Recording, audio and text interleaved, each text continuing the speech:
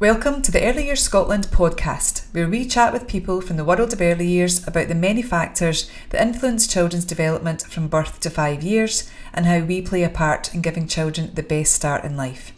Our role as a leading early years organisation is to provide support through our 4 strands of work: working directly with young children and their families, membership and support, professional learning, and advice and advocacy. Let's get started. Hello, Jim Taylor. We are so excited to welcome you here today to record our first Early Years Scotland podcast. First one. Yes, our very first of many, we truly believe. So we are committed to being creative in how we're going to share information with all those engaged in the early years sector. So we thought, what better than doing a podcast? So key partners will unfold. And I should say, I am Michele Doull, Head of Professional Learning and Quality Assurance here at Early Years Scotland, and have been delighted to work with you, Jim, on a number of occasions, and it just felt right to invite you back to hear your expertise for our listeners. I'm delighted to be here. I'm always honoured and delighted to work with Early Years, Michele, so thank you. Great, it felt like a very instinctive yes when we invited you, so that's always very good. We didn't have to coerce you into doing it. So for us, we are always keen to reach out to the sector to ask them, what are your professional learning needs? So we do that, constantly through our evaluations and sessions. A common theme that comes through is ASN and then more specifically autism. So that has been from as long as I've been on my journey, certainly in early years. So I feel I've gone on a journey with you in relation to hearing your input. And you'll know that we are very keen that when we offer anything for the sector, we do it with theory, with context, but also with suggestions. So we thought today, let's invite you here to give us an overview, and I'll ask you some questions. And then the great thing is, you're coming back to join us in the Academy at the end of the month to offer a session which will go really much more into more depth than the subjects that we're going to talk about. So first question for our listeners, who is Jim Taylor? Oh my goodness, I met him a while ago. I'm Jim Taylor. I've been, on Friday last week, was my 43rd anniversary of working with people with autism, working with autistic people, I should say. I've worked through, I started as a primary school teacher, worked in a special school for children with autism. And I currently work with autistic people from nursery, or pre-nursery, right through the whole age range up until the 60, 70-year-olds currently. So I continue to be intrigued by autistic people and continue to be motivated and inspired by the people working with them. So I'm particularly enjoying in the last year or two working in early years, as the staff there are as inquisitive as I am and open to having a joint discussion. So that's why I said yes very easily to come and talk with you. Great stuff. And actually what you just said there a minute ago, people with autism or autistic people. That's something, could you, because we're so mindful of the language. I get tripped up with it very regularly because having been at this game for a few centuries, I've gone through the whole different iterations of people with autism, autistic people and so on. Currently in the UK we tend to use autistic people, but I've had a bit of contact with colleagues in the US who the particular organisation I work with over there use the phrase people with autism, so I get it wrong, and for that I apologise to anyone who's offended by that. But I think you and I have talked about before, and especially I think what's relevant in early years is quite often families and services and individuals and staff members are working pre-diagnosis. So that's maybe more of an issue than anything else. But I will trip myself up with that today. But don't mind me saying, you are regarded as an expert. So actually, for our listeners, hearing you, be quite honest and candid about that, to say I will trip myself up, is actually really good, because nobody in early years sets out to use what we know say is wrong language. And that's such a pertinent point, that the children who practitioners are working with are pre-diagnosis, so even more so there's that extra level, isn't there? A child who we think has autism.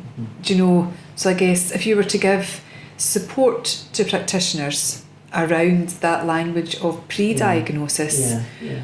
But what would you say? The common theme, the common theme for me in early years is the drive for improvement. And what gobsmacks me, it shouldn't surprise me, but what gobsmacks me every single time I'm in an early years service is the drive to make the connection and the drive for inclusion. You know, I think you mentioned, you said the word overview, and I think I was speaking to nursery last week, and my overview was that there are young people, there are children in nurseries and early years services now who maybe 10, 15 years ago were not getting access to that experience. And I think that's due to organisations like yourself and people's drive to include young people. So because there may be a reluctance to diagnose or get in the diagnostic route, either from parents or from professionals, it doesn't stop professionals identifying individuals who might need a bit more support or a different support or a different approach. So the diagnosis in terms of early years sometimes is really important, sometimes less important, but I don't consider myself an expert, but I think people like me in the autism organisations need to be careful we're not de-skilling people and saying, you know, a child is a child's a child, first and foremost. So you know, that's the way I would want people to go. Oh gosh, so many things there I'd love to pick out. Yeah. I think the first one this podcast is lasting 3 hours, isn't it? Yes, we're just getting started. I think, as you said about the inclusion, and in the sessions that you've delivered, you show a lovely image of the snowy building that has the ramp. Yeah. So for people who maybe not engaged in that, I think, could you... I shared, you're referring to a cartoon that I share everywhere I go, and it's become a driving point for me, and it's that issue of there's been a snowfall, kid with a wheelchair can't get up the ramp into school. He asks the janitor, to clear the ramp. The janitor says we need to clear all the steps for everybody else, and the wee fella says if you can clear the ramp we can all get in. And it's haunted me and it intrigues me because whether it's working in nursery or whether it's working in employment, I find it useful to think of it as a term, to think it in terms of accessibility. So while the accessibility laws may not be entirely relevant in early years, the staff I've worked with around the country in terms of how do we increase access to more play opportunities, how do we increase access to relationships with other children. So focusing on how do I increase access to is a useful point for me. I've been in arguments with how factual that is and how correct it is, but frankly, Michele, I don't care any longer. It's about how can we increase positive experiences in the early years service. So I like that idea of how do we increase access, and one or two of the nurseries I've worked with have picked up on that, and instead of talking about the disability or disorder or condition or whatever, and being facetious in saying that, they've focused on how do we increase access, how do we increase access to group work, and so on. So I think it's a useful tool. Oh, it really absolutely is. And we talk in Scotland very much about getting it right for every child. So already in early years, that's what we are committed to. So why would that be any different, you know, when we put a lens of, you know, autism for children? So you speak about that increasing access, it then leads to that you're chatting earlier, equity, equality. Do you know, where would you, for settings who are thinking, right, we're all about inclusion, it's all about equality, it's all about equity, how would you support settings around that piece? I have an interesting view on that because quite often in my situation, you know, when I'm being asked to take part in stuff, it's usually because there are problems or issues. And I have such a belief in inclusion, and that what I'd love to, one of my flippant answers is let me take you by the hand and show you it working with individuals and individual nurseries and so on. And I think that I have this very profound belief that it can be done, but the thing is, what are the factors that need to be in place? And the factors that are in place are primarily the staff. It's staff who work along with parents. It's staff who listen to the child, and staff who are open to learning different ways. One of the frustrating not frustrating things, but one of the interesting things I find in early years is that I come across an outstanding practitioner who is working with an autistic child in such a way that blows my mind. But when I interrogate that and say, what is it you're doing? They maybe don't have the collateral to say, well, I'm doing this in a different way than I do with other children, and this is the bit that works. So I find that really interesting. So that conversation about, let me think of an example, to say to a member of staff, what makes you the perfect communication partner for that individual? You know, the member of staff probably hasn't thought that deeply or shared it with other people. And little nuggets, like one deputy head in a nursery in South Ayrshire said to me, I think the approach is important. I sit alongside him with my back to him for the first few minutes, and you know, that whole transitioning into, for the child transitioning into, I've got somebody sitting next to me, this is what I have to do. So that they had internalised that, but hadn't really shared it with other people. So I think that's, if I have a frustration in early years, it's that I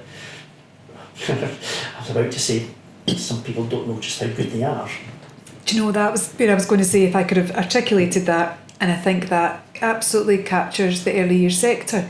You know, we talk about STEM subjects in early years, you know, and frequently practitioners, when asked, you know, do you think you're a confident STEM practitioner, early years practitioner will say, oh no, I'm not, I'm not good at maths, and I'm not really up with science, but they do it so well instinctively. Absolutely. And it's not until you peel back those layers and you say, share experience of how you deliver X, and it's there.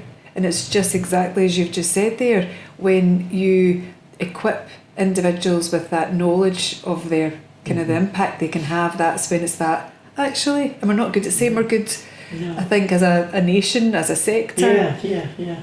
As a what, sorry? As a sector, do you know, we're not very good at saying, yes, I am an expert in. So for your observation in that example, when you were saying, do you know, tell me what it is that you think works there. I mean, how often do you see on your travels, because you do have the privilege, the ability, the to be able to go out into settings and have a, you know, see firsthand, what would you say that are the things that are blowing you away, you know, examples? I'll start off by saying something really obvious, but again, it's not something that is communicated across sectors. It's the absolute focus on the child as an individual, right there. And is it any greater than anywhere else? I don't know. But the thing that blows me away is in the presentation I did here at the Academy, and I'll probably use it when we do it in March, there was a statement made by Professor Emily Rubin from, I think, Georgia State University, and I'll get that wrong, who said at a conference, we have to teach our very youngest children to fall in love with other children. You know, having fun with other kids and learning from other kids. And that's, in many ways, I'm an amateur when it comes to early years, but that thing about beginning to have some questions or doubts or concerns about the 2-year-old, it's usually around, he's not engaging with everybody else. And what blows me away are the members of staff who become an integral part of the child's life in the way that mum and dad does, in the way they become a tool, in the way they become something fun to be with. So at a nursery I visited recently, what I was told was the young child was very isolated within the nursery. And I was there for the whole day. I got the opportunity to watch for, observe for 6 or 7 hours, and he was very isolated. But there were moments of sheer genius where a very inexperienced member of staff, then later a very experienced member of staff, made the connection, and the child connected with that person. And the debate at the end of the day with the staff was, what did you do that I couldn't do?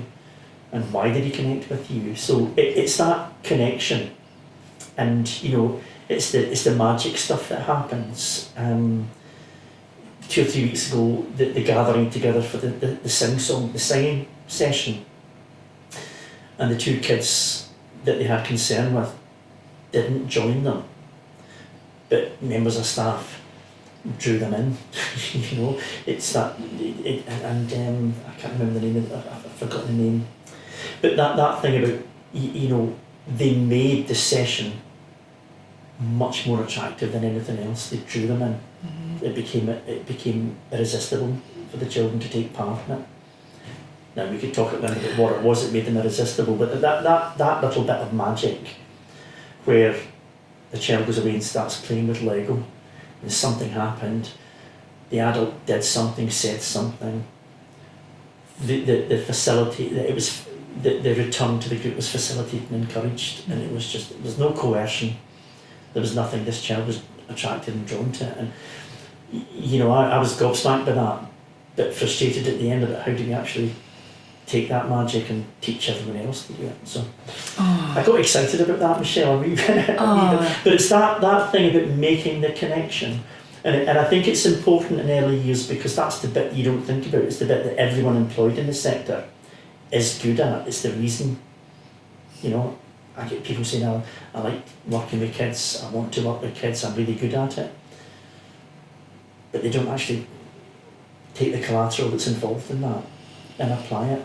And it happens, you know, like people will say, but this child has a diagnosis, he's very isolated and withdrawn, and that's when I say, if only I could take you by the hand up to such a nursery and watch it happening there.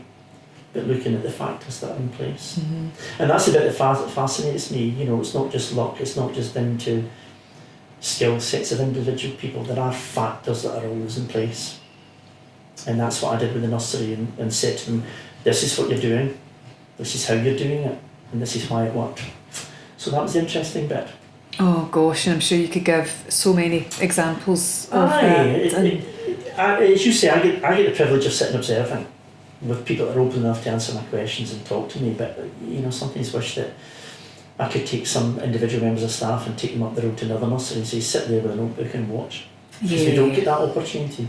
Absolutely, and even in day-to-day, you know, practice, undoubtedly practitioners would love to have the luxury of time to say, I would just love to watch, you know, John, and just really get underneath, but they don't, and you know that the pressures are ever increasing in early years. So I guess it's about how can we, you know, the bigger we support practitioners to understand those factors and see their place, you know, within it. And as you're saying about, you know, the connections, and Dan Hughes on a session the other day was talking about, you know, connection, not correction. Yes, absolutely. And I think it's that in a fast-paced early years setting, how do you manage, you know, those behaviours? I would argue with that one, because I think in many ways maybe that's a role that early years can make, because I think when people talk to me, if only we had the time. But then when you look at it, they're investing so much time in reacting to certain things and being concerned about certain things. And I think that it's the thing about the ramp up into the school, you know, if I can stretch that analogy, if you invest the money in the ramp, you're going to get some feedback from it. So sometimes, not necessarily just in nurseries, but in schools, I'm called in because vast amounts of times and effort and resources are used picking up the pieces for different things, you know.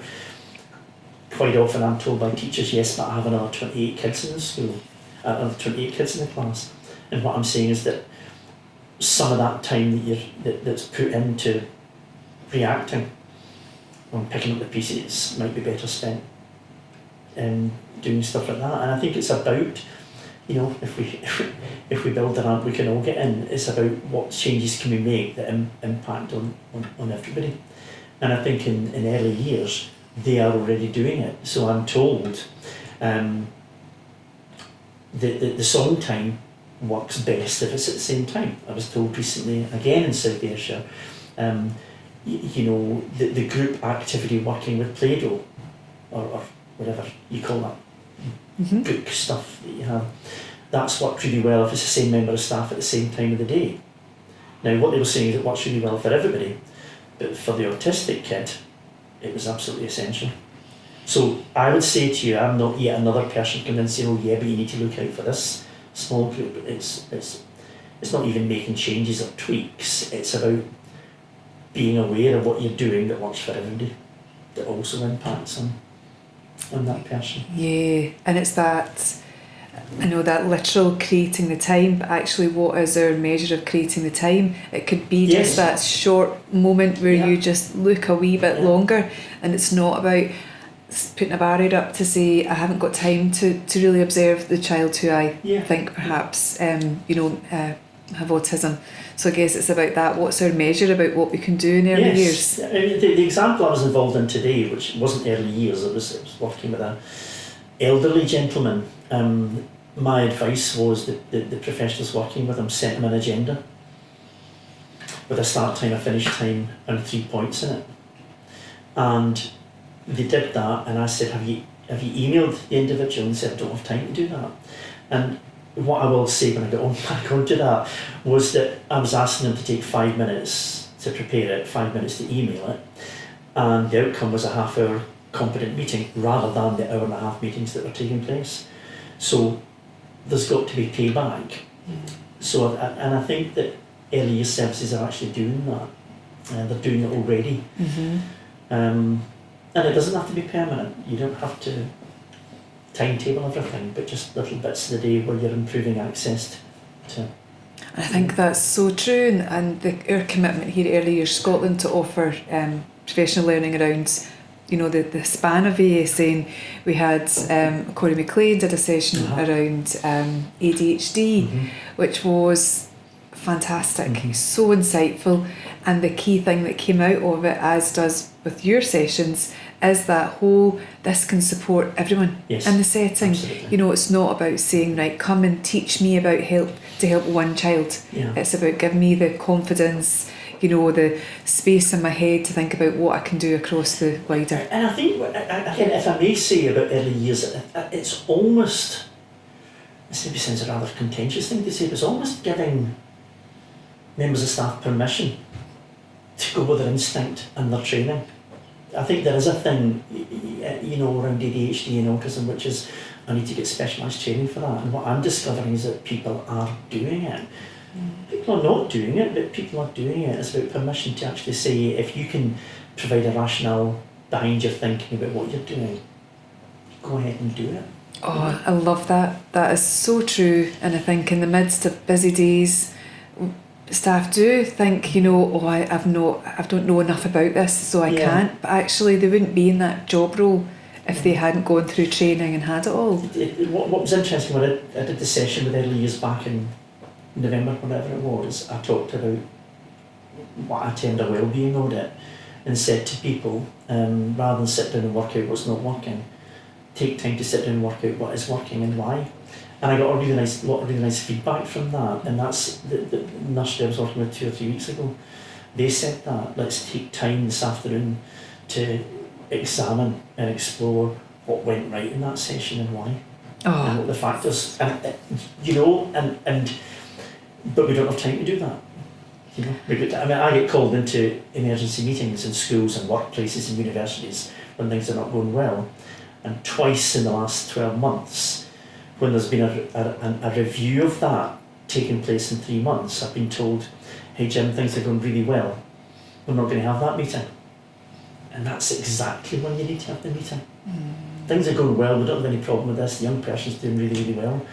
I'd love to sit and interrogate why. Yeah, absolutely. I love that. And in early years we are very much a solutions focused. We are committed to that. We don't want to adopt a deficit model to anything that we do. So pearls of wisdom like that. What's working well. And that can be, and you can vocalise that within a setting. It's like how we make that the norm with our colleagues. Did you see that? Yes. Yeah.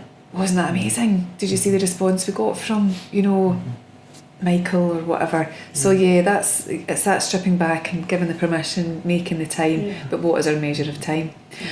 I wonder, partnership working is such a strong element in early years, and that's in its broadest sense, parents, other partners. Could you, we could talk forever about this, but I think for us to kind of pull it all together, could you talk to us just about, where are parents, partners in this bigger picture? That's a really interesting question, Michele. Really interesting question, because we talked about the ramp and the question I continue to explore after all these years is what's on the ramp for the autistic child. And while it's absolutely essential that these partnerships are there, I keep asking myself, what if for the autistic child and the family it's absolutely essential? In a way that, you know, with other challenges and conditions, it's maybe not as essential. And I think that's the case because we continue to perhaps not have this shared and agreed understanding of autism. So one of the things that I've done is say to small groups, you know, write down in a sentence in your notebook what a hearing impaired child may present as, and you get a real level of consistency. If I say, tell me what an autistic child is, I get a range of different things, and to this day, and in actual fact, literally today, you get involved in discussions about, is it autism, is it personality disorder? Is he picking and choosing? And I picked up on a phrase, you know, I've never had an original thought in my life, Michele, I just steal things from people. But I took part in a conference called Autism and Anorexia. And I saw this phrase that said, anorexia is not a life choice. And I loved it. And it's that thing that I still think out there are people who think that an autistic person picks and chooses when autism impacts on them. So the professional partnership is about coming to an understanding that certainly with parents of very, very young children, they'll automatically think, is it something I'm doing? So, and we as staff automatically think, well, he's only 2.5, there may be some ACEs involved, there may be some attachment, whatever, and we debate what it actually is. So I think the first stepping point is there a shared and agreed understanding? And again, that shared and agreed understanding, that partnership is not just the professionals and the parents, it's with the child and the children in the nursery. And I've seen wonderful practice where a nursery staff has said to the kids, you know, wee Johnny likes to do it this way. You know, wee Johnny likes a song that he knows first. So what they're actually saying is, we're a diverse group. You know, you all like different things. Michael doesn't like surprises just now. So bringing a 3-year-old to an understanding that wee Michael likes it in a different way to begin with, it's just, so I think that the partnership working. I should say, I should make a plea, that in some cases there needs to be improved, better dialogue between nurseries and primary ones. And I know early years is not about just preparing for the next stage, but there's a dynamic there that needs to be looked at. Oh my goodness, that's a whole other podcast, most definitely. But yeah, just to sort of kind of bring that all together, that whole shared understanding, and the fact that you quite rightly say it's between adult and child as well. Do you know, and whereas I positioned the question about, what do adults need to do to have a shared understanding? But absolutely, if we're keeping a child at the centre of it, it should be a shared understanding between the children, adults and the world. That's a different podcast, and that's a long answer, but that whole thing about how you know, with an older child you might use terms like how do you disclose the diagnosis to them, but how you go over to a 2-year-old, that we're not trying to fit you into this, you know, we're not trying to change the version you are, that the way you do it is actually okay. And I think there are parallels in the employment situation where neurodiversity in the workplace is saying to people, you know, there are aims and outcomes in this job that you're doing. We appreciate that you've got a different way of getting there, and that's okay. I think there are different ways of doing that. And I think that's where, I think if a young child is leaving early years of nursery feeling okay about himself, I don't know what that means, Michele, but you know, if it's what you said earlier, it's about connection and not just being corrected. Corrected, redirected, looking for compliance. If you can get to 5, if that's your nursery experience, let's not say if you can get to 5, if that's your nursery experience, I'm accepted and understood here. My goodness, that's a hell of a start. Absolutely, so powerful. Jim, we could speak and speak and speak, but I think hopefully for our listeners it's given a real flavour of, you know, the diverseness, the broadness of autism, and yeah, we could speak some more. We're excited to welcome you back on 24th of March in the Academy. So anyone interested in hearing more and getting that deeper exploration of lots of things, then you can check out our website. But without further ado, thank you so much, Jim. It's been a real pleasure, and we look forward to inviting you back for a next part of our podcast, because we've just really scratched the surface. So thank you to you, and thank you to our listeners for tuning in. Thank you. Thanks again for listening. Follow us on Twitter, Facebook and Instagram. If you want to get in touch, please email us at info@earlyyearsscotland.org. Take care and bye for now.